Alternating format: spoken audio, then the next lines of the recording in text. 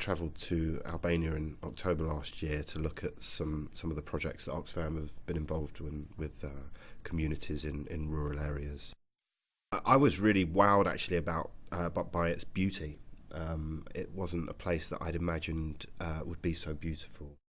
We were there just at the right time to look at the chestnut harvest, which involves picking, basically. So you find areas within the forest where the chestnuts have naturally fallen.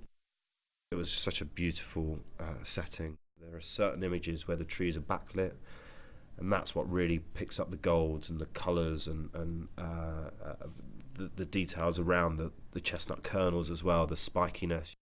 One of the things that Oxfam has done to educate people in the region is to not actually climb onto the trees. I think there used to be a case where farmers would go banging the trees to get all the chestnuts to fall off and then pick them, but that's damaging to the trees. There's also an initiative that's been set up where a warehouse has been built to help the local farmers processing the harvest of chestnuts. It was interesting when we saw the difference between the way that business is still carried out. We were driving and saw a van stop when he'd seen a farmer on his horse with chestnuts loaded up, and so all of a sudden they'd engage in this transaction on the side of the road, and the trader would buy the chestnuts directly from the farmer in the most direct sense, and load his van full of chestnuts and then take that off to the marketplaces. We travelled to Dibra in northern Albania, which is one of the poorest regions in the country. Also one of the most dramatic visually. The highest mountain in Albania is there, the Quodev. We went to meet Liliana and Selman, who run the operation for the dairy cooperative. We left really early that morning to go and see their sons as they were bringing the herd of goats up to the top of the mountain. I think that's what characterises this cheese production as special in the region, because the goats are grazing so high up in the mountain.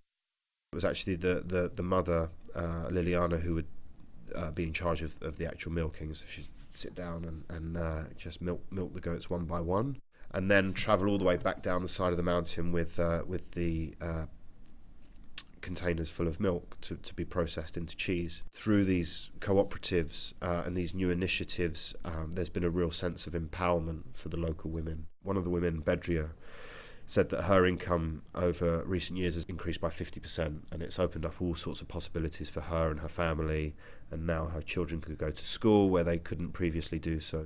We went to a small warehouse not far from the dairy production area to look at ladies who produce jufki, is called, which is a local pasta.